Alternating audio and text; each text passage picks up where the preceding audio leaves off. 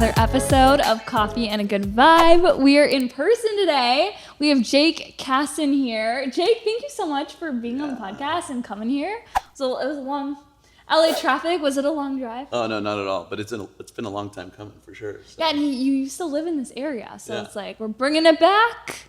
I'm excited. Yeah. So, Jake, I love it when the guest does a little snapshot on their story. So could you give us a little bit of background on you, the brand you built? Give it to us. Yeah. My first entry into entrepreneurship was early years, kind of junior high, just messing around.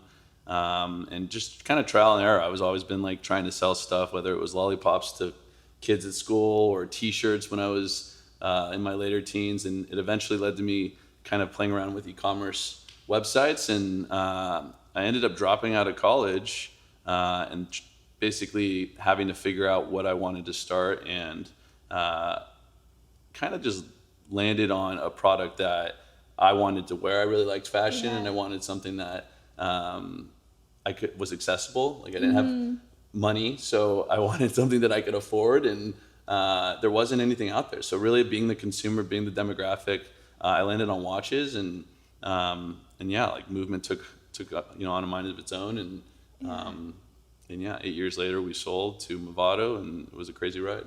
It's so crazy, and you do it in such you say it in such a humble, quick way, but even going back to that time. So okay, first off, where did movement come from? Because I was telling you the story when I was younger, my teens, when movement just came out, it was such a captivating name too, and MVMT and join the movement. Where did that even come from? Did you just know what you were gonna call it?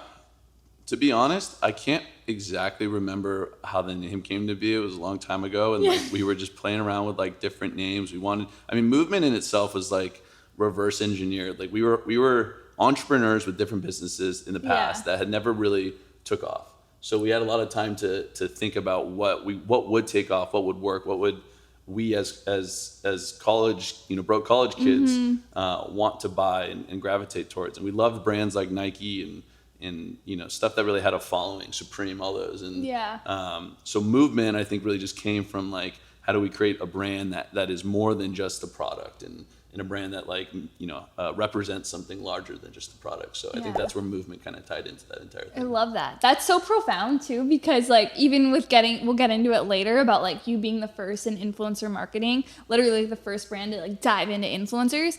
You guys seem you guys were pioneers in that whole world of e-commerce. So even with going back in that time, how old were you?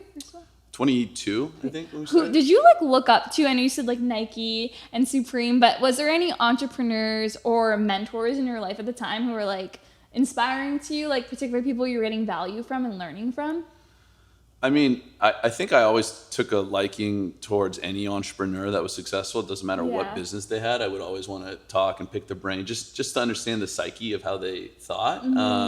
My dad was an entrepreneur, and his business had trouble with the 2009 financial crisis and went under, but I still looked at him as a mentor, not particularly towards e-commerce, but just I guess in life and entrepreneurship in general. But really, we weren't living in LA when movement started. I just left college in Santa Barbara, went back home to Valencia, and decided to move to LA primarily for the network effect, right? The fact that even I could drive 20 minutes and be in a podcast with you was something that I just didn't have access to if I was anywhere else in California. So once I got here, whether it was LinkedIn or just just trying to reach out to people to network with, coffee, drinks, whatever. And I've met a lot of people, not even just entrepreneurs, just people in marketing roles at companies that have been major mentors and contributed a ton just in little bits of advice or direction. And again, you can't have that personal relationship if it's not somewhere like New York, LA, San Francisco, or whatever it may be. I totally agree. Because my whole moving from a town outside Toronto and moving to LA, the same thing. And you can even describe it the relationships you build in person and living here, I swear, I always say this, we pay the rent and the tax that we do for a reason. It's has that ROI in relationships, and I love that you said that. Because I know people are thinking this, and it's such a common question with young entrepreneurs. What's your 2 cents on going about building a relationship with someone who's playing the game at such a big level? There's a lot of young entrepreneurs who are like, oh, I would love to connect with the Jakes of the world. Yeah. What is your best piece of advice for someone like that? Because I'm sure you're busy. There's so many big entrepreneurs who don't want a bunch of in-mail requests. Yeah. What would you say to someone listening who's looking to connect with high-level entrepreneurs? I mean, it's tough. I think everyone has a different personality way to go about it. So I think, sometimes you don't necessarily start at the top. You don't need to start with a Mark Cuban or whoever your biggest dream mentor would be. But I think, a warm intro also is great. So starting with someone on the team, and that's often where I went. I'd start with someone who was lower level on the team, but still massively impactful to me. And honestly, and also I think you have to show that you have grit and drive. Sometimes I'll get people asking me, how do I start a business? It's if you're asking me, how do I start a business? There's just no motivation for me to even, again, I was a big listener. So any entrepreneur I would just listen to, and then I'd ask questions and but it's tough if you haven't shown any sense of it's almost like they're lazy and they're just give me the value. There's a podcast for everything too. Yeah. So someone could easily just Google sometimes the answers that they want to bother you for, If it's something that you can Google, maybe you shouldn't be asking it. I love that. Yeah. And I like what you said about not starting at the top, because it's all about the network effect too, and nurturing relationships, and good people know good people. So I'm sure it just compounds from there. Yeah. Shifting gears a little bit into the team, because with Movement, you have a dream. You had a dream team around you, and you had I know the Playa Vista headquarters. It's so nice. And I remember when I visited LA for a trip, Ethan invited me in at the time to come in and see the spot, and I remember just walking in there. I was the culture in here, the community, the energy. It was no other. So how did you go about building your team? Well, we started when I was 22, so we really just started hiring, friends, which was, it was good. Which actually worked. Blakey P, he was on the podcast long ago. It fortunately worked, and we hired some good people. I also didn't just hire any friend. Even for Blake, I remember I had to I went through a list of all my Facebook friends trying to figure out, because I was looking for a creative, and I wanted someone who stood out as a creative and had this entrepreneurial spirit. And I went to high school and junior high and elementary school with Blake, so I knew for many years, I had vetted him for many years, knowing that he had the skill set, but and that he had a creative mind and still does. But outside of that, I think I think it just depends on the role too. I think obviously friends is an easy way, getting referrals or introductions. Outside of that, there's tools now with Instagram, LinkedIn, so even if someone's happily employed, you have no idea, what they're going through, or oftentimes we'd go to an agency and find people who were working at the agency and see what their interest was. So, I don't know. It's just, it takes a lot of time, and, but rather than going and paying the fees for a recruiter, you just have to invest the time to get people in. And then once you start to get getting one qualified person, again, they're going to refer more qualified people. And that's a big way of how it works. I love that. And it's so crazy with Blake. He's awesome. Yeah. I'll link his episode below, because he was on the podcast when 3 years ago. Yeah. And he's so much on the mindset. But with even just building a team like that, did it just come after you kind of found the one one really solid co-pilot with it? Did it just continue to grow? Yeah, more or less. I'm trying to think of where the first handful, I'd say the first 6 or 7 were basically friends or people, referrals of people who were friends, and the roles at the time were junior enough that the roles were junior enough that you could kind of learn as you went. And I remember that too with Blake, when we were talking in the podcast so long ago, he was saying how you kind of have to have that mentality where you're willing to wear all hats, especially in the beginning stages of a business when you guys are testing different things. everyone has to kind of be hungry and ready to go. Yeah. I mean, the environment's changing so much. I think it really depends on what your business is, right? Like there wasn't a massively specific skill set for certain things. I mean, Blake's role initially was like running social media, and obviously before him, like I was running it. So I had my say as to like what we wanted to do, and we worked together, and you kind of like guide them, and then they go on and use their creative mindset and skill set and kind of take it from there. But I think now with roles that are out there, they're a little bit more defined. Like social media roles are more defined, influencer roles, marketing. So finding someone who actually has the skill set for some of these things, it's just about like validating that they're just a good employee, culturally, like I guess just like value wise, and then that the skill set is there as well. Totally, I love that. No, it's like so many gems in there.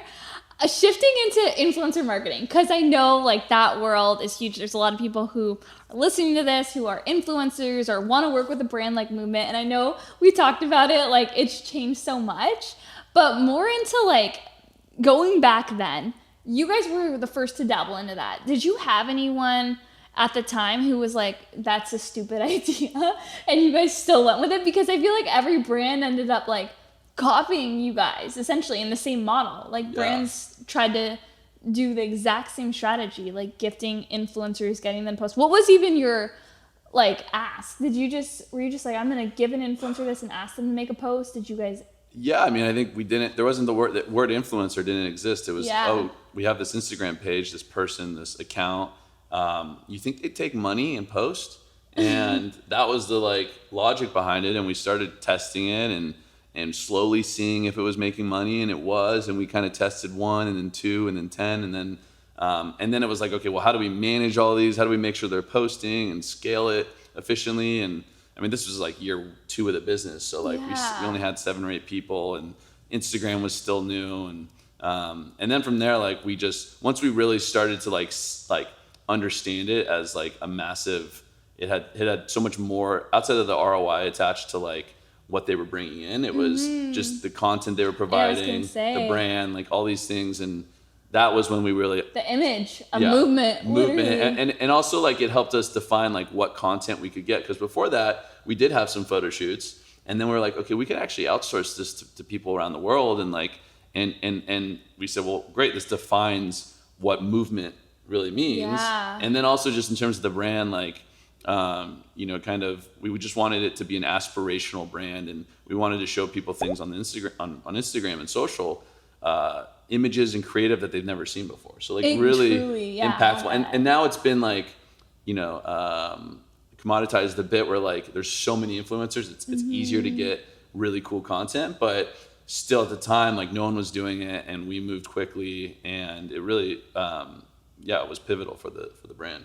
That's crazy. Even like later into the brand, you guys still always work with different influencers. How are you guys staying like cutting edge in that space? Like once all the brands kind of adopted influencer marketing, do you have any like specific things you remember implementing or just doing to stay ahead? I mean, we tried to like lean on community. So just make like, how do we integrate the movement community into the actual content? So we actually did, spacing on what it was called, but we did this contest where basically people would submit their footage, and we'd edit this clip together. Jeremiah, that one blonde kid, would, and we did it. It's called That One Movement Campaign, and we did like I think maybe 3 or 4 of them. And so just trying to find ways and people that we could work with that would really just take it to the next level. And embody the brand. And yeah, it was just difficult. I mean, it was definitely more difficult to do, and I also think as like platforms change, such as TikTok, et cetera, like you have to be, it doesn't stay that way. I mean, even when we started the business, we were like, do we decide between, I think it was Instagram or Twitter? What account did we start first? I mean, that's just where the landscape was. Think about that. Like Twitter had been around for a while. Instagram was kind of blowing up, but not enough where you're like, it made complete sense to go there. And when you typed it into Google, like there wasn't an answer. It was like, oh, well, Twitter's really good because it has more users. And so. Wow, it's crazy. It's like you always just gotta be ready to pivot. Like I feel like entrepreneurs in general, you just always have to have that mindset. Like nothing is stable. Like you always gotta just keep going. On that note of like keep going, like pedal to the gas. Let's go. I want to talk about hustle culture and entrepreneurship because I know like life now, like you've had an exit at a young age, but when you were in that time, like you obviously worked your ass off to build movement to where it was and it paid off. Did you feel like you had balance like then? I actually don't. Like, I would love to know, like, were you like hustling like Gary Vee mentality, like never going out, working like all the time, not buying coffee, like everything Gary Vee says, or were you in the middle? Like, what was your whole like ethos around it? I think the mentality was very much sacrifice everything kind of at all costs aside from like basic health, right? Like, but I mean, I still had fun. Like we still, you know, like, the brand was really fun. The brand was fun. Like the people were fun. We were young. Like I came from a party school and then to LA and then we had money. So we were going out and drinking and enjoying life in that sense, but that's not balanced still. And that would be, you know, in the early days, the first couple of years, it was like work, grind. And then like on the weekends we'd go and drink and party and whatever. And so I think that the long answer is like, you know, I didn't have good balance. And I actually had a burnout moment in like the first or second year where like had pretty much a mental breakdown with anxiety and thought I'm not going to be able to go and run this business. Like crippling. Couldn't leave my house, couldn't drive. How long was that for?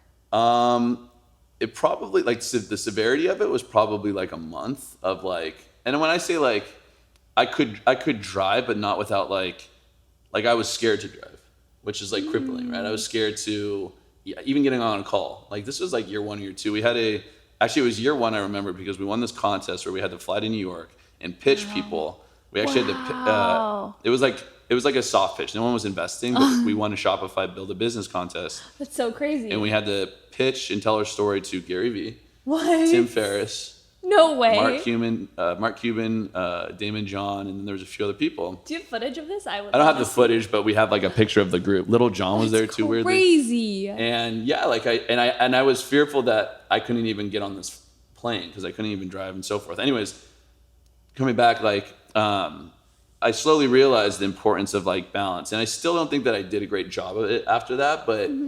You're learning. You're young. Exactly, and I think that the tough thing is like the Gary Vees of the world. Like, I love what they represent because it is very much like to people who need that to get up and do and just momentum. Like, people need to like have motivation to just like you just need to start, and by starting that'll actually create motivation. Yeah. So, I think that was something that I learned, and like I still am learning like the balance of kind of mental health and physical health and kind of the hustle as well. But I think people who have already made it or are like have a successful business or product or whatever it is important to find a little bit more balance or just make sure you're checking in and disconnecting, whether it's time on your phone, computer, like friends, all those things. So.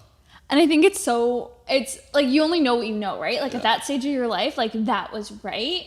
I have a quick question on like that phase though. Was there a build up to that or was it like a flip? Like, did you sense it coming?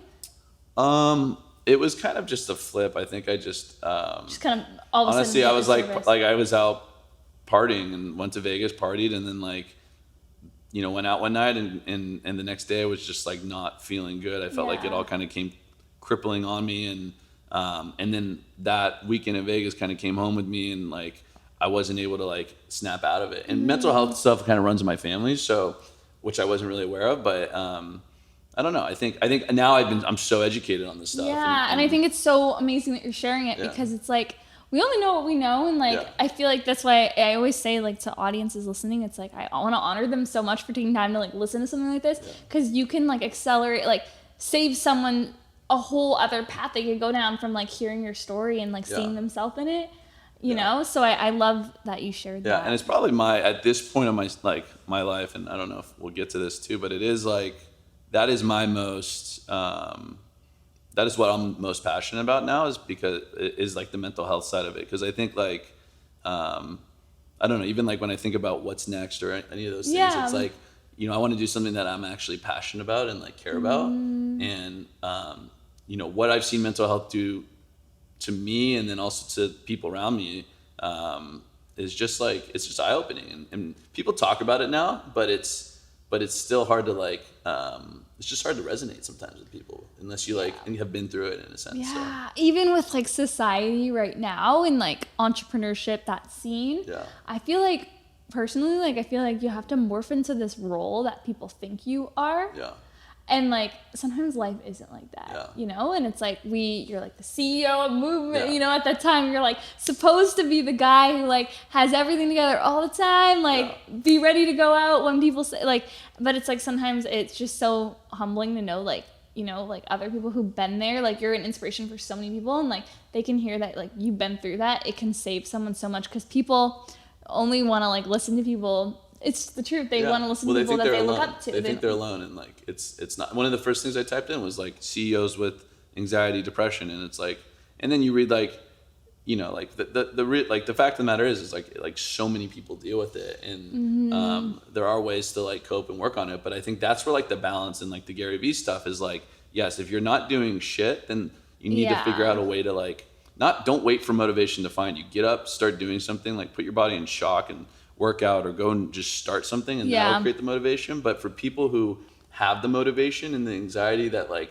I want to amount to something, I want to do something, that like you can actually go too far, and oftentimes you do. And I think that's where just being self-aware of that can save you. Just like you can be more balanced through the process. I think you can do both. I love that. So into like self-awareness and balance, like with the success that you've had and like having an exit at 27, you think? 27, yeah, probably. Yeah. What was like, okay, we just like marinate in the moment. Like how amazing was it with your family, your friends, like when you got to like, when it got publicly announced? Like, was it incredible? Was it everything like entrepreneurs dream about? So it was weird. I mean, it was like a good atomic bomb, right? Like my social network blew up. I got texts from people I haven't talked to. I got LinkedIn, crazy. Fifth grade teacher messaged me on Facebook, you know, 500 texts, emails. Like I literally could not respond to everyone. So like, it was just cool to see the impact. And like from people from back home, people like, it was just crazy to see that. So like, that was really, really cool. Was your family like treat you the same? Or because my family would totally treat me the same, be like, "Hey, go do." Yeah, no, they're my parents, like, you know, they're very like frugal in a sense. Like they don't. It doesn't like. There's nothing that they really wanted. I helped them get a house in like a what's it called? Like just like a house in the woods in Colorado for like vacations. But that's really it. They still work. Like they're still stressed and working because that's what they want to do. I love that. So I didn't really get treated different. I would say that like. It's more. I think it's more internal a little bit, right? Like the psyche of it, and that's your bank account's like differently. But like that didn't like it. You know, it's just numbers on a, you know, in your checking account on your app. You look at it and you're like, okay, cool. Like that's crazy. What do I do today? And then you go back to work, or for some people they're done and like they don't, and like it doesn't change anything. Yeah. So you're kind of left with like a massive void. And we've talked about like a little bit off camera for a second, just about the identity stuff, but which I can get into. I don't know, because I definitely. Yeah, I would love for you to go there, because like I just, even with a lot of my friends, right? They're in their like early 20s, late 20s, and like that's the goal, like an exit. But it's like my biggest thing. I talk about this with so many entrepreneurial friends, and I can see like how unhappy they are right now, but.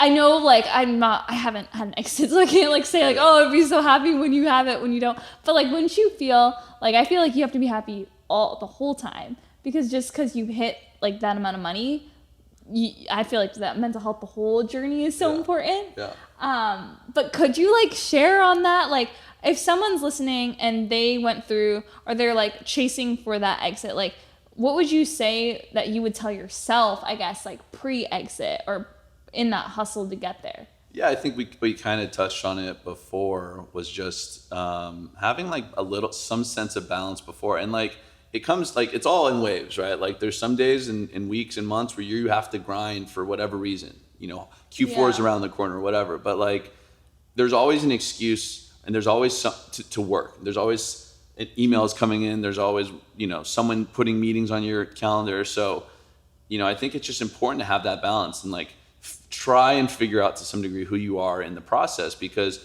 you know, for me, and just speaking for myself, and like, you know, I've been an entrepreneur or movement pretty much my whole life. Like, you know, I started my first like entrepreneurial thing where people were like, oh, you were doing, was like 13 years old. That's crazy. So like I've kind of had that, and now I'm like, okay, I hit it. It's you know, I did what I wanted to do. Like, now what? And like, so where does the motivation come from? Where does the what identity go? stuff came up for you? Yeah, I mean, to be honest, like I'm still going through it. It's like I left movement officially 3 months ago. Wow. You know, and we sold, I think, a little over 3 years ago now. But like for the first basically 2.5 years of that, I was like still deep in it. And that's like stimulating. You're still working on stuff versus like, you know, now it's like, okay, focus on yourself, and like what is your, I don't want to say purpose per se, but like what brings you fulfillment? What brings you, where is your responsibility or impact? And like one of the things I loved about movement is just that I had this team and I worked with people in community. So it's just, and again, it goes back to like balance. Like I think there's a lot of different things that you need to have in life to really be happy, and you're not always going to be happy. Like that is not like going through, you know, pain or going through hard times is actually what oftentimes makes you the happiest. So I'm reading a ton of psychology stuff right now, but it's like, yeah, oftentimes like the best things in life like they're not instantly happy. They're oftentimes like the most gruesome, hardest things that you ever go through, and that's what makes them so happy. I think the one thing that the idea that I would try and reframe myself, and you hear this all the time and like it's hard to believe, is like, don't be destination focused. For me, it was when I sell this thing, I'll spend more time with friends, I'll work out more, I'll do all these things, and then I'll be happy. And like, and that point comes, and like there's still emptiness. And you hear this with like an example is like Michael Phelps, who like, once I get gold medals, once I do this, but like it's fleeting, I guess is my point. And so it's just something that I'm learning in the process. But. Here's a question: do you think you can? Because I also hear people play devil's advocate. Like, easy for you to say, you had the exit. Do you think you can only get there until you have the exit? Like, do you think you can only say that now because you've had it? Like, do you think you would have, if someone told you that before, you would have been like, okay. So hard, I know. Mean, I think that it really comes down to, I don't know. That's the hardest question. I guess I can't really answer that. I mean, I looked at it destination focused, and I heard more money, more problems, like all that shit, and you just don't believe it. You're like, sure, I'd rather be rich than poor, or whatever the mindset is. But I don't know. Knowing what I know now, it's like there's just balance in the process, and I think that had movement gone a different way, which it easily could have, where would I be today? I probably would have gone through a really hard time, and then maybe had like a, you know, like a similar, you know, a different like mindset shift to how I want to live and be intentional. Because I think you can't, obviously you can be happy. There's plenty of people happy who haven't sold businesses or won gold medals or whatever like the highest, you know, accomplishment in their mind is. But I don't know. It is like, it's part of like what drives a lot of people is like that end result. And I just, being there for me, I can say like, it's not everything. Totally. What are things that bring you fulfillment and happiness right now? I mean, right now it's like it's the little things. It's like you know, things that I wasn't even doing before, but going on walks. It's like one of the weirdest things. Listen to anything or nature? I mean, usually nature, like going on like to the beach, just walking on the beach, like a long walk, like an hour walk. I see your stories. You're outside a lot. Yeah, I'm like, you know, working out is great. I've been doing yoga now. I've been meditating. I've been reading more.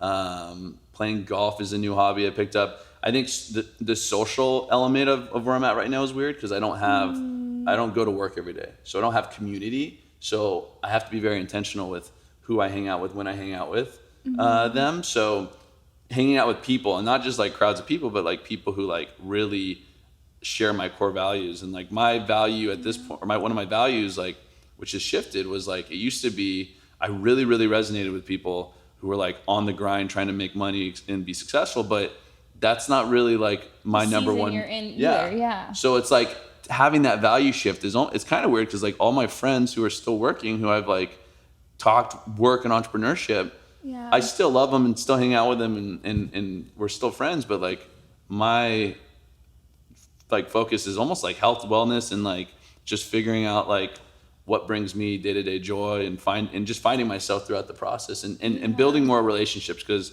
I had a lot of friends in LA, but not like close relationships. So now I can be more intentional with like who I spend my time with, and also just making an effort to like go and do new things, just try new things. I'm trying to be a yes man to the right things and saying no to things that like don't now align with me. And I feel like, self-awareness is so big for that.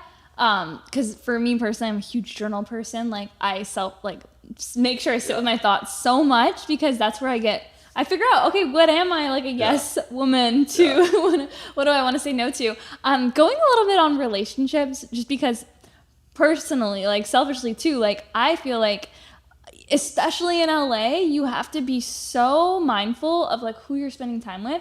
And I don't know if it's just because I'm a Canadian and I was like, I'm growing. Like I was super naive when I moved here, but a lot of people were super calculated with like why they'd want to connect. And then you sometimes figure that out later. Do you have I feel like with having your success on blast, you must get a lot of people wanting to connect, you know? Do you just give it to like being self-aware that's helping you kind of like vet different people? Yeah, I mean, like, initially, total. I mean, insecurity for sure was like, getting more attention from someone, not even romantically, just like friends, because of like what I've done, or who, like my tie to movement, and is that really, are they being genuine with wanting to? But I think, like, I guess my question is like, how do you stay so grounded and level-headed? I think you have to surround yourself with like real people, and like, I like to think that I have a good sense of that, based off of, if someone's willing to like give and not just take, I think, that's a friendship. It's give and take, right? Like they may need me, they may need me, and then I may need them, and at different points. And but also I think, so I don't know, I think it's just like, if you're in the party culture a bunch, then like there's a certain value set that's there, and it's drinking and just fun, and like maybe not a good value in terms of close relationships. For me, like I'm kind of past that stage where I'm looking for people who want to have genuine conversations and talk. And if someone's interested in getting to know me based off just because of like the success, like I don't look at that as like necessarily a bad thing. It's like, if someone really cool, some sick celebrity lived down the street from me, like, I probably want to go and like, say what up. But, if I'm going over there and asking them to, be in a music video or give me money, then I probably have really bad intentions versus like, just being neighborly and trying to be a friend. Like, and so it's something that I've definitely overcome, because I was very defensive. I think right when I sold movement of just. But I think honestly, I think that's a good thing too, for you to have like that time for yourself to be like, hold up. I think it might have come from like it might have come from a different place for me, at least. Like, I think that someone can be authentic and interested. Like doing cool stuff, like inherently makes people interested in like just learning and talking to you and being friends with you. And like, if they're a shitty person, then you're not going to want to be friends with someone, even if they're successful. Ideally, if they suck, don't be friends with them. And vice versa. If you're trying to hang out with someone who's done something cool, or like want to talk to someone, and you're a dick, or not, just like or like not being authentic in what you're actually pursuing, then like the relationship shouldn't work. So it is being self-aware.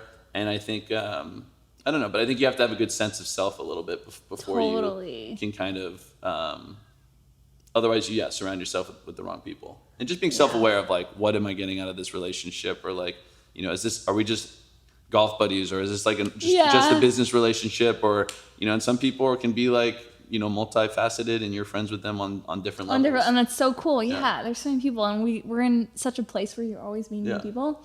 And you're so open to doing things. I think it's so epic, like the season you're in. On like a fun note with like routines, rituals, I feel like you have a lot, because you're in this season too, where you're like soaking in a lot of books. What do you have a set morning routine? If you don't, like, I want to ask like non-negotiables that you have, or like game-changing practices. I don't really have a routine per se, because I'm oftentimes like working out in the morning, so maybe that is my routine. Like usually like 8 or 9 o'clock in the morning, I've been either hitting like a workout class, or just working out, or on the beach. I usually try and walk fortunately I'm in Santa Monica right now, so I can walk there. But just things I've been doing like on a daily basis, journaling, reading, meditating. I gotta ask now details because a lot of female listeners. So journaling, do you have like journal prompts? Do you have a certain book? So I actually, I was doing like a 5-minute journal, the app. And because the app you can actually, the app you can take a picture and then you can, and then write what you're grateful for and affirmations on all those things. And then when you look back on it, if you're having a hard day or whatever, you can be like, I've had a great year, or I've had a great month, or like you can just kind of like, and it's the same thing as like a photo album, but you are very intentional with what you're putting in there, and intention is everything. So actually there's this, an app called Daily One where it's on your computer and on your phone, and you can create a template for the actual prompts. So I liked 5 minutes. I like that because I like to make my own. Yeah, and also like I want to be able to type if I'm like just want to get it out. So I do 2 forms now. It's a 5-minute journal whenever I have time, and then not every day, but like probably 3 or 4 times a week at least, I do like more of a morning pages type of thing. Love it. Yeah. Which is just like free form, just get it off my mind and on paper, and not always in the morning, but it's just during the day. Love it. Yeah. Okay, next part was meditation. How long? Do you have like a way you meditate? There's different types. So I definitely do it every night before bed, or like, as I'm going to bed. Yeah. But I have been doing it pretty much every day, more or less. Like I've definitely missed a couple days and had to restart, but I use it's Insight timer. No, it's I'll have to look at the app. But maybe I'll give you the app. You can put it in show notes or whatever. But like it's basically TM. What's it called? Transcendental meditation. Tim Ferriss. It's not. I don't think it's branded as TM, but it's mantra based. And it's like usually 20 minutes. Or I'll do mindfulness stuff, and I'll just sit there and. And then books. So any book you're reading right now that you want to plug, or anything that you read that is like a really great one. I've read one. I've read a lot. Again, psychology has been like what I've just been like honing in on. So like everything Mark Manson, I'm just obsessed with. But he's the subtle art of not giving a fuck, and he's big. Just he just dumbs down a lot of psychology stuff for me, and it's just easy. But I mean, I've done that. I've read Untethered Soul. I've done spirituality, like kind of a combination of the both. The one I'm reading right now is I can't remember what it's called. I think Michael Pollan. It's about like basically like mushrooms and like plants. Your mind on plants or something like that. It talks about caffeine and all these things. Yeah. So. Oh, I feel like that's like a whole other podcast. I could ask you. Yeah. I haven't started. I'm just now getting into it. So. Isn't it like, I feel like it's super cool because a lot of entrepreneurs that I look up to too, they use plant medicine and they talk about, I listen to their podcasts, so they go in on their experiences, and I'm like, well, I need to try this. Yeah. I think it's like next level of growth. But I do, I know like shaman or like, but like just through like listening, I do think that like, I think plant medicine is for people who are doing like that self-awareness work. So like when you do explore that, you actually have like been with your own thoughts, and you've been there, and you're like comfortable going there, because I feel like that would put it on blast, right? Yeah, I think. Well, yeah, I mean, I think I'm not an expert on it, but I think the kind of the concept is like it.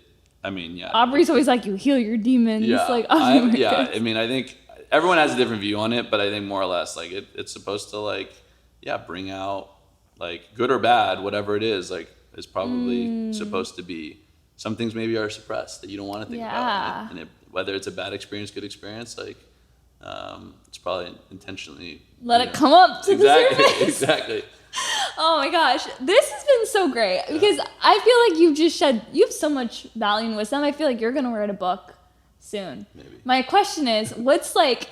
You don't have to have a set answer. It could just be like what you're feeling in the moment. But like, what are kind of like?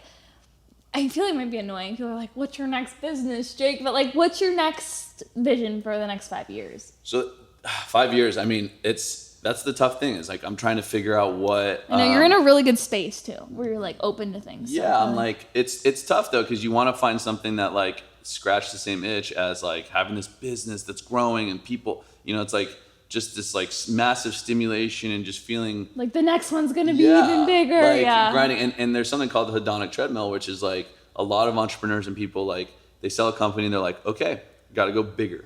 And like, that's not what I want to do. I don't want to go bigger. I don't want it because they think that they associate that with happiness. Yeah. And it helps for however long it takes. And then it just like, exactly, ego. And like, so for me, it's like, I'm actually intentionally trying to like not dive into something and really just sit with this like stillness and figure out what it is like I'm actually passionate about, because I didn't really have a lot of hobbies other than like, even in college, I would talk about entrepreneurship or like businesses or money. Like it was so associated to like a material external thing. And now I'm trying to be like, okay, what actually could I be driven by? So I think like, as I stand here today, like something that is motivating to me is definitely the mental health space. Love that. I just don't know. I'm still like, you know, I want to find something that I'm really passionate about and whatnot. Outside of that, I'm doing a lot of investing in like CPG, health and wellness, like food and beverage products, mainly stuff I consume, like better for you or just really clean ingredients, like good tasting stuff. I like helping other entrepreneurs, and whether it's through like the personal, like this side of it, the mental side, or just through like operationally and like, you know, the feedback that I can give to them, which is oftentimes different than every founder, I think, does it differently. Like, I don't think there's a formula, but like also just like you get different advice from different people and everyone has a different opinion. So I love that. So much there. Yeah. Everyone's probably like, where can they connect with you? What's the best place? I'll have everything linked below. So plug yourself, plug your best. I mean, Instagram's the best place. Just JakeKassan.